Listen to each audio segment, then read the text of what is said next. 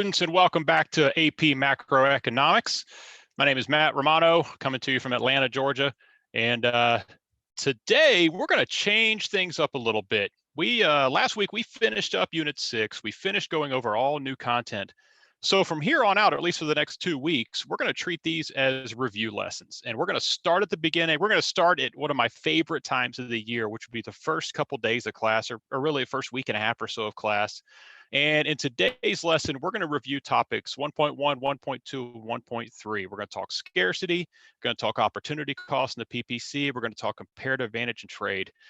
These are such fundamental concepts in studying macroeconomics. And what I hope you take from today's lesson is obviously a review to freshen up your skills and understanding of these concepts. But what I like doing here is we come back to the beginning. We go back to the start after you've done everything there is to do in AP Macro. You've done the full course.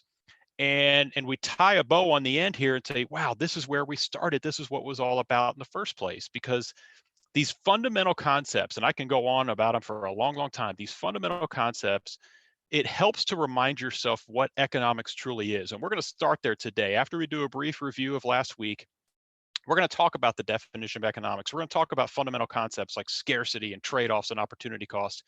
And I want you to remind yourself that what you've been doing, what your teachers have been working so hard to teach you since whenever you began this course, was all about those initial definitions, those initial fundamental concepts. So it's very important that we understand that and that we really just review that concept and review that how that applies in the grand scheme of things now that you've gone all the way through everything else that's a part of AP Macro. So again, what are we going to do today? I'm not going to read all this to you, but defining scarcity and economic resources, talking about those factors of production again, trade-offs, opportunity costs. We're going to define the PPC, the first model you did in AP Macro. Redefine what that is, talk about just briefly how it illustrates efficiency, inefficiency, movement along versus a shift of, how we can calculate opportunity cost using either tables or the PPC itself. And of course, how to draw this thing. We want to make sure we can draw it to represent different scenarios. And then finally, really combined with 1.2 is 1.3, comparative advantage and gains from trade. Why do countries trade? Why are they better off if they trade? Or at least why does economics teach that in certain scenarios that both sides can be better off through trade as long as those terms of trade are mutually beneficial? So we're going to look at that as well today. Again, big picture in mind, all the other concepts you've talked about throughout the year that your teachers have done such a good job of teaching you and putting it into a particular context. But before we do that, let's go back and take a look at the question that was assigned at the end of 6.6, topic 6.6, real interest rates and international capital flows. Your assignment was 2007 Form B question 3, which did focus on that very relationship between real interest rates and international capital flows. And we're looking at a situation between the US and the European Union and relative interest rates between the two. And we want to see how that affects capital flows. We want to see how that affects the foreign exchange market, and then ultimately how the changes in the foreign exchange market affect net exports. So let's go ahead and start. Assume the real interest rate in both the US and the European Union equals 4.5%. So we're starting equal. That's important. Okay, again, I say it every time. That first sentence is going to have some important information for you. So real interest rates are equal in the US and the European Union. Part A, assume the real interest rate in the US falls to 3.75%. Okay, so they were even. Now, real interest rates in the US are lower than they are in the European Union. We've got to think, all right, of all the things that I know, what can I connect this to? What change in behavior is going to occur because there are lower interest rates in the US than there are in Europe at this point? Question becomes then, how will the flow of financial capital between the US and the European Union change? And explain, with higher interest rates in the European Union, capital is going to flow out of the US. We have capital outflow, capital flight is occurring here. So capital is going to flow out of the US and go to Europe because, there's that word explain, we got to have that word because higher interest rates in the EU attract investment funds from the United States. We've said this all along, those foreign investors are going to chase those high interest rates. And if they see a higher rate of return in Europe, then they want to buy those financial assets in Europe. That's going to be capital outflow. And that should really foreshadow the next part of this. Using a correctly labeled graph for the foreign exchange market for the euro, show how the euro would change relative to the US dollar in a flexible exchange rate system. Well, first thing we have to do is show a correctly labeled graph of the euro in the foreign exchange market. So we have the quantity of euros. We're paying for them in dollars, so it's dollars per euros, and then supply and demand. If we have capital outflow, if we have these US investors who want financial assets in Europe, well, they need euros to do that. That's going to cause an increase in demand for euros. And as a result, you're going to see an appreciation of the euro. The exchange rate's going to go up. So the euro is now appreciating because of this capital outflow. Part B, explain how the change in the value of the euro in Part A2 would affect the European Union's net exports. All right, so let's think, what just happened? We've got to be consistent here. The euro just appreciated. You got to be real careful. Answer the question that was asked of you. The question is about the value of the euro.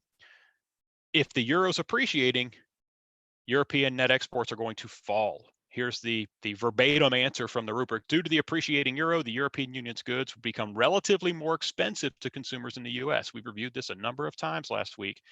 It's going to take more dollars to purchase those European goods. As a result, exports to the US decrease, but European Union's imports from the US would increase because, again, increased purchasing power using the euro versus dollars. So overall, net exports would fall. Okay, so that's 2007 Form B Q3. And now we're going to move on in to what you need to know about topics 1.1, 1.2, and 1.3. And as I said at the beginning, I just really enjoy the beginning of the course. I enjoy coming back to the beginning of the course. I hope you do too, because you have such a different perspective now. When you circle back to where you started and you give some thought again to, okay, what again is economics? What again is macroeconomics? What is this whole thing all about? What were we doing that whole time? I think you'll get some clarity by doing so. Let's dive right into it. And the fundamental question, the first question we have to ask when we start talking about topic 1.1 and we talk about scarcity in a broad sense, what is economics? We have to be able to define economics. And when I'm teaching this for the first time, I spend a lot of time on this, and I don't know how many courses need to do that, have to actually define the term that the course is named after. But in economics, I feel like we do. So I'm going to take a little bit of time here without going too far. What is economics? Economics is a behavior science concerned with how scarce resources are allocated among unlimited needs, wants, and desires. Now, there are a lot of different ways to phrase that, a lot of different definitions. This one, I guess I paraphrased this from one of my first econ professors back in college, back as an undergrad. And I just really liked how he put it. I thought it made a lot of sense to me. So I like to break that down just a little bit. And again, as I'm doing that, and as you're reading and writing this down, think about what you did throughout AP Macro, and does it apply, or how does it apply? So it's a behavior science. It's a science that is studying human behavior, human decision making, really, and what it is that drives our decisions, what incentives, what motivations drive our decision making process, specifically geared towards the actions we take, the sacrifices we make, the trade-offs that we decide upon to get the things that we need, want, or desire.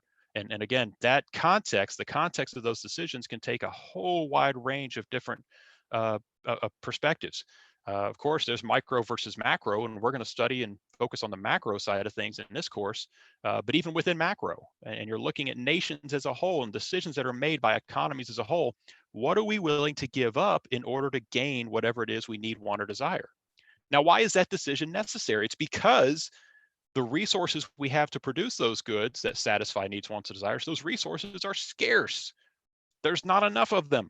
Yet the needs, wants, and desires are unlimited, and they're unlimited because we're human, and human nature tends to lead to an unlimited amount of needs, wants, and desires. So the key concept, the fundamental concept of all that is that word scarce, scarcity. What does it mean to be scarce? Because we're saying that resources for a society are scarce, and that is really the whole point of economic studies. If there was no scarcity, there wouldn't be a whole lot to do in this course. So what does it mean to be scarce? For something to be scarce means that that item is both limited and wanted, and it is possible to be one without the other. To be scarce would mean something is limited and wanted. Scarcity is the fundamental concept. And one could even say that a proper definition of economics could just simply be the study of scarcity. How do we make those decisions in light of the fact that there's not enough to go around? There are not enough resources. Therefore, there are not enough goods and services to go around to satisfy all of humanity's needs, wants, and desires. So it's the fundamental concept of economics, and it's scarcity that leads to trade-offs, which is ultimately what we are studying. A trade-off means I've got to give something up in order to gain something else. What am I willing to give up? We're going to come back to that when we talk about comparative advantage and opportunity cost, talking about trade-offs. Those trade-offs result in opportunity costs, another major concept. We have to know what an opportunity cost is, and we have to use that term and that phrase properly. We've got to be able to calculate opportunity costs if we're going to successfully not just navigate AP Macro, but apply AP Macro to the world around us and understand what we're seeing out there. So what is opportunity cost? Opportunity cost is the highest valued foregone alternative to any decision made. In short, it's that thing you didn't do. That's what opportunity cost is that thing you didn't do. We can measure it a lot of different ways. We can place a monetary value on it. Sometimes though we cannot. Sometimes it's in the amount of output that could have been produced. So ultimately it's what you could have earned. It's what you could have acquired. It's what you could have produced, or it's an activity you could have participated in. It can take a lot of different forms and contexts. In this course, we're going to keep it as simple as possible. We keep the models as simple as possible because this is Econ 101. So in many cases, the opportunity cost in this course in the AP macro context of things is going to have to do with what could have been produced. We may look at it from an aspect of time. We may look at it simply as comparing different outputs. But you're saying, if I decide to produce good A, how much of good B could I have produced? That's your opportunity cost. So back to that initial definition, the highest valued foregone alternative to any decision made. So all of that stems from that initial definition. Economics, we're studying human behavior. It's a social science, a behavior science, studying human behavior, studying decision making pertaining to how those scarce resources are allocated. Okay, what are those scarce resources? And again, I know this is review for you, but it's good to refresh the memory on this. So what are those scarce resources that we're talking about that have to be allocated, hopefully efficiently? Let's talk about them. The scarce resources are the factors of production. You can categorize any resource. Resources are used to produce something else, and you can categorize any resource into the 4 factors of production. So I want to address those 4 factors of production rather briefly, because I know you know this already, as well as the payments for the 4 factors of production. So we're going to address both at the same time. So what are those 4 factors of production? Well, there's number 1 is land. And by land, we simply mean natural resources, any and all natural resources. Trees, rivers, clean water, obviously oil, anything that's found as a natural resource. The payment for land, we simply use the word rent to apply for the payment of land. So that's an input price there. Labor. Labor are the workers, the people that are willing and able to work in all different capacities. The payment for labor would be wages. Capital. Now, capital, we probably need to stop and talk about for a moment. Capital could take on a number of different forms, specifically 3. And we've talked about this a fair amount already in our introductory lessons the last couple of weeks. There is physical capital, there is human capital, and there is financial capital. More often than not, when we refer to capital in AP Macroeconomics, we're talking about physical capital. And by physical capital, we mean that man-made stuff, that physical capital, like a cement truck or a crane or a stapler or a paintbrush, those items that are used to produce other goods. That's physical capital, and that's part of the overall capital stock for a given economy. And the more of that we have, factories, whatever, hammers, and everything, the more of that we have, the higher the productive capacity of that economy. So more often than not, a reference to capital is a reference to physical capital. Sometimes, however, and it's important that we know this, that reference to capital could be referring to human capital. And human capital, I know we addressed this in the past couple of weeks, but human capital is that sometimes intangible measure of our capacity, our skill set, our intellect, what we're capable of doing, what labor and what workers are capable of doing. And more than just addressing some fixed level of human capital, we like to address fluctuating levels of human capital, more specifically, what can be done to develop human capital and what happens as a result of the development of human capital. And that gets addressed a lot in broader macroeconomics, but specifically in AP Macro in this course, because we know development of human capital, development of physical capital, that's called capital formation, And that's what leads to long-term economic growth that we're looking for. So we have to be very aware of that. Do not confuse human capital with labor. Labor would just be the workers themselves. And of course, there are millions of different labor markets out there and different skill sets involved. The skill sets themselves, the level of their productive capacity, that's the human capital that we're referring to here. The third, financial capital, that was what we saw in the loanable funds market. The previous question we just discussed talked about capital flows. That was a reference to financial capital. It's essentially money or credit being used to produce goods. So we do talk about that some in AP Macro, not quite as much as physical and human capital, but it's something we have to be aware of. Payment for capital is generally interest, but sometimes rent. It depends on what type of capital we're talking about. So that's three, and those are the three tangible factors of production. It's a little less obvious, a little less tangible for the fourth, and that was entrepreneurship. And the way I view entrepreneurship, first of all, the payment for entrepreneurship is profit. I view it as an intangible. I don't have a picture. I don't have a convenient clip art picture of entrepreneurship because I'm not sure what it looks like. I just know what it is. And really, my short definition of entrepreneurship is this ability to combine land, labor, and or capital to produce goods and services that satisfy those unlimited needs, wants, and desires. I don't know exactly how that happens every time. It's different in all different scenarios and contexts, but that's what entrepreneurship is. And it involves taking risks. It involves making decisions, but more than anything, it involves understanding both sides of markets, understanding resources and resources utilization, and understanding what it is that society needs, wants, and desires, and then matching those two things. That's what entrepreneurship does. You probably know it when you see it, but again, there's not a handy clip art picture to show you what it is. So there you go. What is the payment again? It's profit. That's why people go out there and take that risk and make those decisions, those hard decisions about how to combine those three different things. It's in order to make a profit to pay for their entrepreneurship. All right.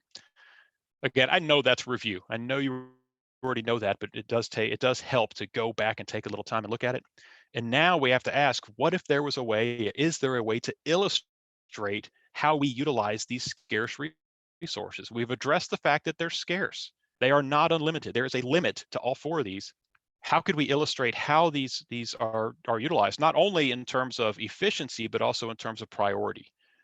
Well, that takes us to the production possibilities curve. So once again, here we are at topic 1.2, probably the first one that you learned, the first graph that you learned in macro. I know for my students it is. I know in my experience it was. I think it was the first or second day of my first econ class as a student. We talked about the PPC. In different textbooks, in different contexts, you'll see it referred to as the production possibilities frontier, the PPF, or the production possibilities boundary. That one's rare, but every now and then, they all mean the same thing. So if you see those different wordings, it does mean the same thing. Let's talk about what it is.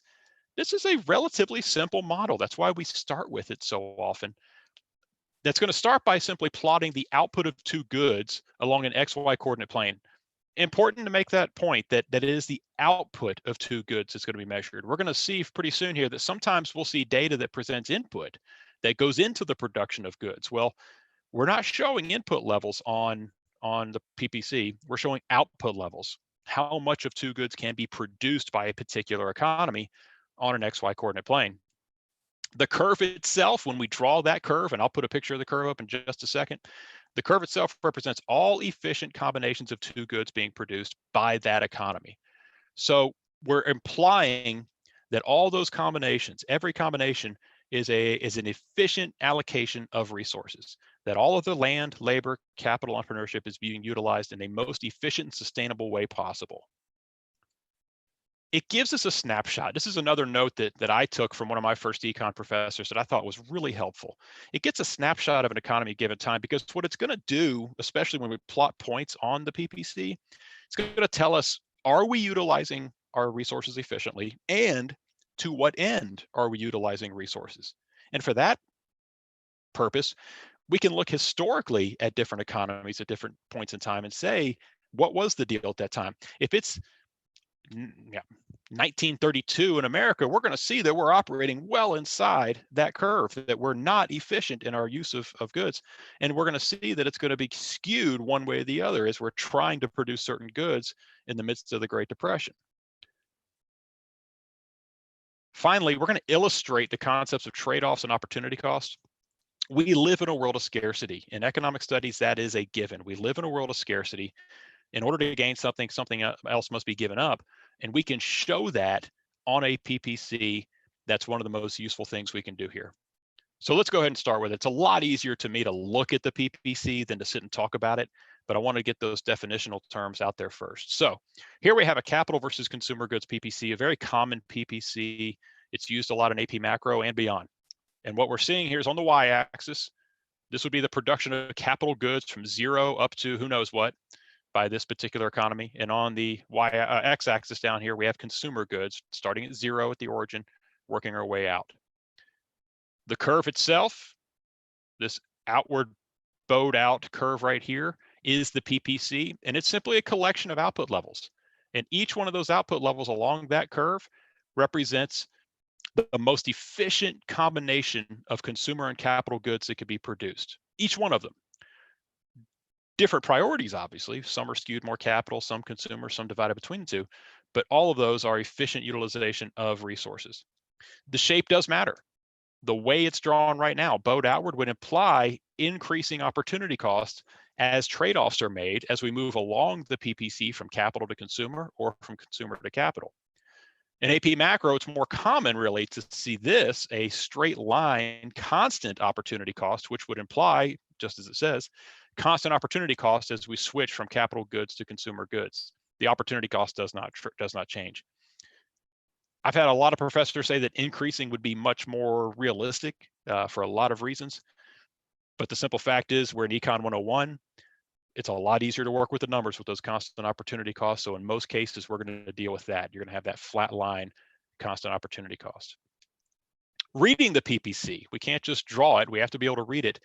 What can we take from this? Well, number one, we can plot different output levels, and from those output levels, we can infer a few things about the economy at a given time. First and foremost, resource utilization. Are resources being utilized efficiently? If they are, then we're going to plot a point on the curve, such as point A that you see here. Point A implies that all resources, land, labor, capital, entrepreneurship, are being utilized efficiently and in a sustainable manner. Well, what about point B? Does point B mean the same thing? Yes, it does. It doesn't matter what point on here I choose. Every single point on the PPC implies that we have efficient utilization of resources. Point C, however, you'll recall point C we would say is below the curve or inside the curve. That tells us that we're not utilizing our resources efficiently. And the way I know that is that from point C, this economy would be capable of producing more consumer goods or more capital goods without giving up the other. At points A and B, that's not true. And that's the definition of efficient in this context, that you can't produce more of one good without giving up some of the other. So moving along the curve from A to B, from B to A, that's efficient output levels. You have to give up. There is a trade-off and opportunity cost involved. You have to give up something to gain something else. But at point C, that's not the case. And this gap that exists between point C and the curve, that tells me there are unused or underutilized resources that if they were put to use would take us up to the curve and increase overall output. Point D is beyond the curve. And given our resources, we cannot sustainably produce that level. So point D is beyond the curve, and that's how we want to how we want to approach that. Again, given the level of land, labor, capital, entrepreneurship we currently have, that's not something that's going to be possible in a sustainable manner. Priorities, I put priorities on there. What we can also see from this is, are more resources being utilized to capital goods or consumer goods? Well, at point A, it's pretty clear. The priorities must be capital goods. More resources are being utilized to produce capital goods, whereas on B, it's more of a 50-50. It's more split. Opportunity cost. I mentioned opportunity cost. We should be able to measure and even visualize opportunity cost looking at this or looking at data from a table. So adding a few numbers to this, let's talk about that. Let's see how we can see opportunity cost. If we were on the curve at point A, and for whatever reason, priorities were shifting in the economy, we move along the PPC to point B. At point A, we're producing 4 units of capital goods, 2 units of consumer goods. Point B, resources are shifted, reallocated, and we're down to 3 units of capital goods and 3 units, up to 3 units of consumer goods. The question then would be, what would be the opportunity cost of this change? Well, the gain, first of all, The gain was 1 unit of consumer goods. In order to gain that unit of consumer goods, resources were reallocated, resulting in the loss of 1 unit of capital goods. The opportunity cost in this case then is what could have been produced, that 1 unit of capital goods. So the opportunity cost in this case, whether you're looking at the table or you're looking at the graph itself, is going to be 1 unit of capital goods. Again, I know you know this stuff. This is simply review just to refresh your memory on how all this works. Okay. Economic growth is the last thing we want to be able to show on here. How would we show economic growth? Well, we know from Unit 5, economic growth means that there's an increase in per capita GDP. It's an increase in productive capacity. What indicates productive capacity here? The curve itself. Economic growth, therefore, would look like a rightward shift or an outward shift of that curve, of that PPC. So that takes us to 1.3, comparative advantage and gains from trade. And the statement that our curriculum always uses to guide us here is that production and consumption increase by engaging in trade. And that's an assumption we have to hold true throughout this to understand what the overall lesson is when it comes to comparative advantage, gains from trade. Some terminology, again, definitional stuff that we need to know first. We need to know the difference between absolute advantage and comparative advantage. In these questions, as I'm sure you recall, we're typically comparing two producers, typically two nations, but it could be two companies, it could be two individuals. So two producers of goods who are producing two goods. And we're trying to determine who should produce each good, how much are they going to trade with one another, and then ultimately, are they better off as a result of that trade? The first step that we're going to at least address, although it doesn't come up very often, we want to know who has absolute advantage. Now, this isn't really going to be incredibly useful. It doesn't determine anything in terms of who specializes and what gains from trade are going to be, but it is good thing. It's a good thing to know to address essentially what resources are available within each economy or each nation or each producer. So absolute advantage occurs when a producer is able to generate more output with a given amount, a fixed amount of time or resource. In other words, you've got producer one or producer two, whoever can produce more of that particular good has absolute advantage. It's nice to know. It's not going to be something that decides anything down the road for us. That's comparative advantage. Comparative advantage is going to determine who specializes in each good. Comparative advantage is realized by the producer that can generate a given output at a lower opportunity cost.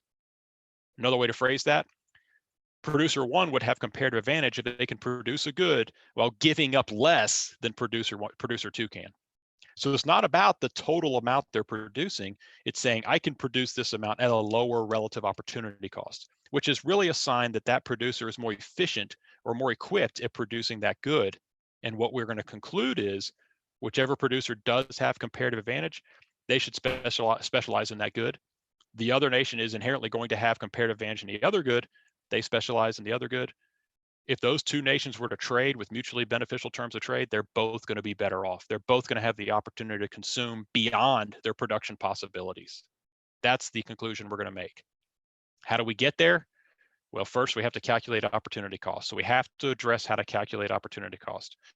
It's probably been a while since you've done this, so I'm going to take a little bit of time here to talk about the two approaches to calculating opportunity cost in the context of the questions that we typically do in AP Macro. So I'm sure most teachers have put it this way. There are really two methods, and it comes down to identifying how data has been presented to you. In most cases, I like tables like this, where I can compare two producers, probably two economies, but again, it could be two individuals. Two producers producing two goods. So producer one, producer two, product A, product B, and then data in the matrix that we have here. And I'm going to do an example of this in just a moment, a couple of them actually. The first step in calculating opportunity cost is going to be identifying, am I dealing with data that represents output that was produced, or am I dealing with data that represents the input that went into production, which can include, often does include time. If it is an output problem, there is a handy formula you can use for these. And I think it's okay to use it for a little while, but you need to move beyond just memorizing a formula and then plugging and chugging and finding the answer. You need to think about what that formula actually means. And the guided practice that we're going to do next is going to help you with that, help you understand what these formulas mean, where they came from, and why they work the way they do. So if you have an output problem, and the data is telling you, here's how much of product A is being produced, here's how much of product B is pre-produced. How is it phrased? If that's the case, if I want to know the opportunity cost of product A, I take the data they gave me for B and divide it by A. If I want to know the opportunity cost of B, then I take the data for product A and divide it by B. It's that simple. If it's an input problem, I flip that equation. Input problems are telling me, here's how much input, like I said, a lot of times it's time, and we're going to do one of those. Here's how much input goes into the production of a fixed amount of output, a predetermined amount of output. So maybe it's how much time goes into production of 1 unit of this good, of product A. And when that's the case, to get the opportunity cost of A, it's simply A over B. The data that was given, and that may be an amount of time, the data that was given for A divided by the data that was given for B. This can sound confusing the first time you go through it. It's a whole lot easier when you just practice and you see what those ratios mean when you line them up a certain way. What you're actually doing in calculating opportunity cost is you're essentially calculating exchange rate. That 1 unit of product A is worth this many units of product B for that particular economy. That's what you're actually equating here. That's what you're actually calculating when you're doing opportunity cost for good A or good B or whatever it happens to be. So again, you can memorize those formulas, and that's fine. That's not bad, but it's just a start. You want to go beyond mere memorization, because that's not learning. That's just a step in the process. So now I want to take you to some guided practice that's going to help you with that. But there's one more piece of information that we want to do before we get into it, because we're going to take that comparative advantage to the next step and talk about how we can prove gains from trade. Where this comes from in the context of AP Macro, 2 learning objectives. The first one, production specialization according to comparative advantage results in exchange opportunities that lead to consumption opportunities beyond the PPC. What that says, if you have producers that specialize in what they have comparative advantage in, so if they specialize in what they're best at producing, both nations are going to wind up consuming beyond their PPC, which we said is not sustainable. Production out there isn't, but consumption can be with free trade, according to this theory. The second learning objective, comparative advantage and opportunity cost determines the terms of trade for exchange under which mutually beneficial trade can occur. So again, we've got to figure out terms of trade that are going to benefit both sides. So a little bit of definitional stuff. What are terms of trade? Terms of trade are essentially an exchange rate, but we're not talking currencies now. We're talking an exchange rate between 2 goods. So 2 nations or 2 producers are going to decide upon this amount of product X is worth this amount of product Y. Let's trade with one another. And if they're done properly and using comparative advantage considerations, you're going to see gains on both sides. You're going to see mutually beneficial trade occurring where both sides are going to end up at a point they couldn't have been on their own, which allows them to consume beyond their production possibilities. How do we do that? Well, I'm going to give you a short version and then a longer, a little more thorough version. The short version, all of this involves obviously calculating opportunity cost, determining comparative advantage. The short version is that the terms of trade for a particular good or service should fall between the opportunity cost of the 2 producers. So if they're looking to trade apples for oranges, their opportunity costs for apples, the relative opportunity cost for the 2 producers, should essentially sandwich around the terms of trade for 1 apple. And if that's true, they should be mutually beneficial. Again, that's just a general rule. It is true, but we want to go beyond that. We want to understand why that is. So the second condition, the longer version, is, do the terms of trade result in gains from trade? That being the ability of each country to consume beyond their production possibilities. That's how you really know if terms of trade are mutually beneficial. So yeah, rule of thumb, does it fall between the opportunity cost? If it does, it should work. But take it to the next step, which takes a little more time and understanding. Will both sides wind up beyond their production possibility terms in terms of their amount they can consume? Are they better off than they would have been producing everything by themselves? That's ultimately the test of terms of trade. All right. So with all that, those are the definitions and concepts that you have to know at this point for these 3 topics. Let's do a little practice with it. And I'm going to focus on the latter end of it because we kind of already worked our way through what a production possibilities curve is and how we read that production possibilities curve. I'd rather focus on comparative advantage, opportunity cost, terms of trade, gains from trade, as we go through these guided practice problems. So the first one, hypothetical example. China and Australia decide they're going to trade iron ore and computers. So I put a generic PPC here, could apply to either one of them. We'll get more specific in just a moment. Made up some data, hypothetical data, but let's just assume that these are actual levels of output for each nation. So the first question you've got to ask yourself anytime you do one of these questions, is this an output question or an input problem? Well, look at the data. How is it phrased? You have iron ore, which is stated in metric tons per year. You have computers stated in millions per year.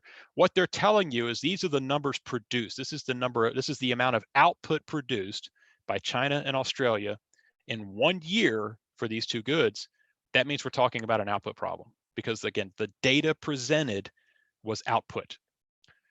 The first step we're going to have to take is say, okay, who's going to produce which good? And how do I determine that?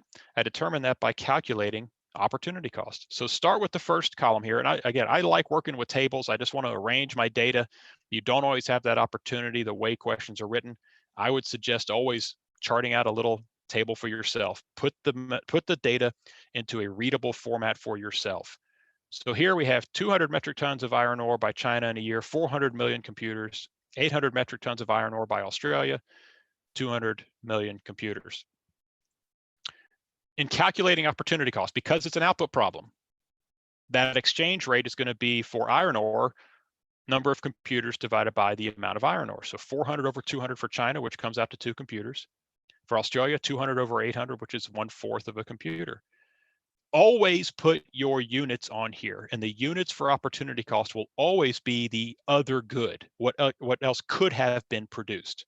So what that says is in China, to produce 1 metric ton of iron ore, if they're going to produce one more of those, they have to give up the production of 2 million computers. And we can just say 2 from here on out, 2 million computers though. In Australia, it's 1/4 of a computer for 1 more metric ton. Given that data, who has comparative advantage? Australia does. They have the lower opportunity cost, therefore they have comparative advantage. On the other side, you're simply flipping the formula, but again, let's address why that is. For China, you have 200 over 400, which is 1/2 a metric ton of iron ore. And again, always include those units. For Australia, 800 over 200 is 4 units of iron ore. 1/2 is less than 4, so comparative advantage goes to China. So if they're going to specialize in trade, China's going to produce the computers, Australia's going to produce the iron ore, and they'll specialize in trade that way based upon comparative advantage. The next step, we want to determine terms of trade. Think of it this way. Let's look at computers, all right?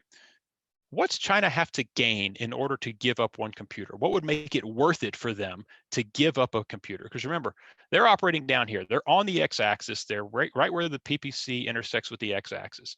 And if they're going to give up 1 unit, what do they want to gain? Well, if they did it by themselves, I like to look at this as if it's an internal term of trade.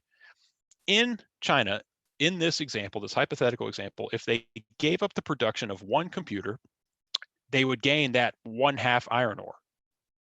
So if they're going to trade away a computer, they could get the half on their own. There's no need to trade. If they're going to trade it away, they want to pick up more than 1/2 a metric ton of iron ore. So it's got to be greater than the opportunity cost here for the good that they're actually producing. Sticking with computer production, what is Australia willing to trade in order to gain 1 computer? Well, Australia is going to be over here. They're on the axis, on the y-axis, they're producing all iron ore. If they're going to acquire 1 computer, what are they willing to gain? Well, on their own, internally, to gain 1 computer means they have to give up 4 units of iron ore, 4 metric tons of iron ore. So they're not going to give up 4 units of iron ore to trade for a computer from China if they could do that on their own. What they're willing to do is give up less than 4 metric tons of iron ore. What that tells us then, for that exchange rate, for that term of trade for 1 computer, anything between 1/2 a metric ton and 4 metric tons of iron ore would be acceptable for both sides. 1 computer for 1 metric ton, a 1-to-1 ratio, would that be mutually beneficial? According to this, yes, it would. Let's check it out. Let's make sure. Here's your same data, iron ore versus computers, China and Australia, but now we have PPCs for each. The red PPC represents China, the blue PPC represents Australia. Walk through an example with me. So China first. If China specializes and don't trade, they're just by themselves, they're going to produce on the axis, they're going to have 400 computers and they're going to have 0 iron ore. Without trade, if they're going to work internally, they have to give up 2 computers for every unit of iron ore that they want. So if they want to gain, if they want to acquire 100 units of iron ore, they're going to have to give up 200 computers. They're going to stay on their curve and move upward and to the left. But if they were to trade with those 1-to-1 ratios, with that 1-to-1 term of trade, they could trade away 100 computers and gain 100 units of iron ore, and they're going to wind up consuming beyond their production possibilities, and they are better off. That 1-to-1 term of trade is actually better than working internally by themselves, so it is beneficial for China. How about Australia? Australia is going to start on the y-axis. They're producing 800 units of iron ore and no computers. Take the same numbers we just used. Let's say that they reduce their iron ore production by 100 units. Well, with their opportunity cost of 1/4, they're only going to gain 25 computers in doing so. They stay on their production possibilities curve, and that's where they are. But if they were to trade away those 100 units of iron ore at a 1-to-1 ratio, at 1-to-1 terms of trade, they can gain 100 units of computers. And again, that's going to allow them to consume beyond their current production possibilities. So both sides are going to be better off. These are mutually beneficial terms of trade for 2 reasons. 1, it falls between the opportunity costs. 2, it allows both sides, both nations, to consume beyond their production possibilities. One more example, because I'm going to look at an input problem, and then we'll do a few practice problems using multiple choice and then call it a day. So here's an example of an input problem. And again, looking at the data, it should become very obvious why. Time is a very common input. It's not the only input you could use for a question like this, but it's a really common one. And I like the ones that use time because I think they make a whole lot of sense. So in this hypothetical, now instead of looking at 2 nations, we're looking at 2 individuals that produce. And this is Fred and Holly.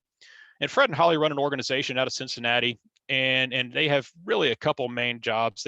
One job they have is they review these files of documents, 25 documents at a time, and they're just churning through as many of these files as they possibly can. It's a lot of work to go through a file of 25 documents. Fred's pretty fast at it. Holly's fast too. 45 minutes is moving. He's a little bit faster, but also because they're in Cincinnati, they like to cook Skyline chili. You can get it a lot of different ways, obviously, but just for morale's sake, they may cook it for the organization. And both of them, it takes about 90 minutes to cook a good pot of Skyline chili, 1 pot. So we know this is an input problem because it's telling us how much time goes into the production of 1 unit of output. You have a fixed unit of output, either 1 file of 25 documents or 1 big pot of Skyline chili. How do we evaluate this? Well, if you're going strictly by the formula, you're flipping the formula, but I'm not even going to use the formula here. I like these time ones, these input problems using time, because I think they help us visualize what we're really talking about a little bit more clearly. Start with absolute advantage, even though we're not going to use it to determine who should do what. Start with absolute advantage. In the case of an input problem using time, we want to see who's going to use the least amount of time, the least amount of inputs, if it was something else, in order to produce that same 1 document or that same one pot. So looking at the 1 file, if Fred can evaluate 1 file in 30 minutes, but Holly takes 45 minutes, well, that means Fred's moving a little bit faster than Holly. He's got absolute advantage there. But when it comes to cooking chili, they take the same amount of time. No one has absolute advantage. So when it comes to reviewing files, Fred has absolute advantage. Cooking chili, neither of them does. How about comparative advantage? Again, remind yourself, in order to determine comparative advantage, we have to calculate opportunity cost. So going one thing at a time, look at files first. We want to think of what's the opportunity cost of 1 file. You've got these 25 documents they're reviewing. If Fred were to give up the production of 1 file, that was 30 minutes. How many pots of Skyline chili could he have produced? How many pots could he cook? Well, it takes 30 minutes. It takes 90 minutes to produce that pot of Skyline chili. So in 30 minutes, how many pots could he produce? 1/3, 0.33. But for Holly, it takes her 45 minutes. So if she puts the file down, chooses not to, 45 minutes, she's going to produce half a pot of chili. When you compare those 2 numbers, what does it mean? Well, comparative advantage goes to whoever has the lower opportunity cost. Fred's got the lower opportunity cost. He's got comparative advantage in producing those files. How about cooking chili? It takes both of them 90 minutes to cook the pot of chili. if he gives up, if Fred gives up one pot of Skyline chili in those 90 minutes, he could have reviewed 3 documents. For Holly, in those 90 minutes, she could only produce 2 documents, could only do 2. That means that Holly has got the comparative advantage in the production of Skyline chili. She should specialize in that. And if they specialize in those 2, Fred reviewing files, Holly cooking chili, the overall production, the overall output is going to be greater among the 2 of them. Last thing I want to do with this, I want to show how we can actually, if it helps you, and it may not, but if it helps you, I want you to see, what if I want to convert an input problem to an output problem? We have to have a defined work period, first of all. Let's just say that they have 60 hours, and we want to see how much can be produced in 60 hours. The questions you got to ask essentially are, how many files can each of them review in those 60 hours? How many pots of chili can they cook in those 60 hours? For me, in this specific example, I'm just going to convert it from hours into minutes. 60 hours, there's 3,600 minutes. Divide those by the time it takes to produce 1, and you get an output problem. So in those 60 hours, Fred could produce 120 files, Holly could produce 80 files, and they both could produce 40 pots of Skyline chili. We can then take that, and here's where it's helpful to convert. We could take that number and turn it into a PPC. And when we work through our analysis, we're going to find that the answer is the same. Absolute advantage, well, Fred still has absolute advantage when it comes to files of 25 documents, whereas there is no one with absolute advantage for Skyline chili. Comparative advantage, when you work through the math and you work through those equations, you're going to get the exact same opportunity costs, and you're going to see that Fred still has the comparative advantage in producing the files, and Holly does for the Skyline chili. So again, just an illustration that you can convert from input to output, and you will get the same answers if you're doing it correctly. All right, finish off with some multiple choice. But as I've said, every time we do this, I think it's helpful to approach multiple choice questions as if they were free response. And by that, I mean answer it like a free response before even looking at the options, the answer options. So we're going to do that today.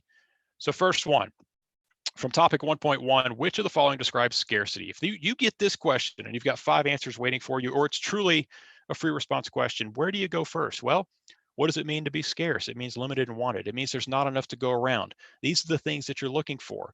It means that decisions have to be made, trade-offs have to be made, which results in opportunity costs.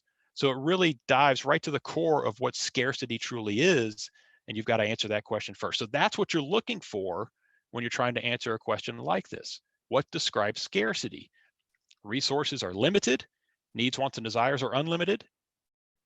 I've got to look for something like that. So A says wants are limited. No, we said the opposite. Wants exceed resources. Interesting. Resources are unlimited. No, we know that's not true. Resources are fully employed. Does that describe scarcity? Resources are allocated efficiently. Well, that could be true, but does that describe scarcity? No. B is your best answer. Wants exceed resources. Behavior science concerned with how scarce resources are allocated among unlimited needs, wants, and desires. Wants exceed resources. That's scarcity. There's not enough to go around. Next one. All societies face a trade-off for every decision for which of the following reasons? Okay, why do societies face trade-offs? Well, because resources are scarce, that's why. Let's look at our answers and see what we see. Well, look at B. A says a decision entails 0 opportunity cost. No, that's obviously not true. But B, resources are scarce. Well, that's about as straightforward as it gets. Again, a whole lot easier if we've already thought through the question, thought through what they're actually asking us before getting into those answer options. Resources are scarce. That's the reason for trade-offs. Answer is B. Concept of opportunity cost would no longer be relevant if. All right, so why would opportunity cost not be relevant? Well, why is it relevant? First of all, well, it's relevant because we have to make trade-offs, because resources are scarce and we have to make trade-offs. So if that was no longer the case, maybe they wouldn't be relevant anymore. B says the supply of all resources were unlimited. That would be the case where we no longer have to make decisions, we no longer have to make trade-offs, and opportunity costs would no longer exist. They would not be relevant anymore. For an economy operating inside its PPC, which of the following is true? Well, what do we know? Resources are not being allocated efficiently. We know that. That's going to result in A. It can increase the production of both goods. Again, we said that early on. If we're operating inside the curve, there are underutilized or unutilized resources. When you utilize those resources, you can increase the production of one or both goods without giving up the other. Assume country A exports 1 bushel of wheat in exchange for 2.5 bushels of corn from country B. If the terms of trade are beneficial to both countries, what must be true? If they're beneficial, then a couple things must be true. Those opportunity costs must sandwich that term of trade. Both countries should be able to consume beyond their production possibilities. But even more specifically, let's look at country A. What does this say about country A? Well, they're willing to trade a bushel of wheat in order to get back 2.5 bushels of corn. Their opportunity cost must be less than that. And that's what B says here. The cost of producing a bushel of wheat in country A is less than 2.5 bushels of corn. If two nations specialize according to their individual comparative advantage and engage in trade, which of the following must be true? I'm gonna go straight to it. Both nations consume beyond their individual production possibilities. Again, we've said this 3 or 4 times already today. As long as they have mutually beneficial terms of trade, they base that on comparative advantage and engage in trade, they will consume beyond the PPC. Not produce, but consume beyond the PPC. And then finally, I've got to write this one out. If you're watching this as a recorded version, I would pause it and go ahead and make a table. Country A can produce either 2 tons of cocoa or 4 cars with 10 units of labor. Country B can produce either 5 tons of cocoa or 25 cars with 10 units of labor. Based on this information, which of the following is true? Again, make a table, put your data in the table. You're dealing here with an output problem. That should be obvious. You have a fixed amount of input, the 10 units of labor. They're both dealing with 10 units of labor. That's fixed. So your output would be the 2 tons of cocoa or 4 cars, 5 tons of cocoa, 25 cars. Do that and calculate your opportunity cost. For country A, I had to write this down. For country A, for cocoa, you're going to get 2 cars, and for cars, you're going to get half a unit of cocoa. For country B, you're going to get 5 cars is the opportunity cost for cocoa, and then 1/5 of a unit of cocoa for cars. Based on that data, working your way through the answers, you should get B. Country A has a comparative advantage in production of cocoa. Country B has comparative advantage in production of cars. And again, that's based on lower relative opportunity cost. Okay. A little longer than the usual video, but it was a lot there. But we did cover this. We talked about scarcity, opportunity cost, the PPC, comparative advantage and gains from trade. And we applied all relevant skills. We're drawing graphs, we're identifying concepts, principles, and models, using both data and visuals to do so.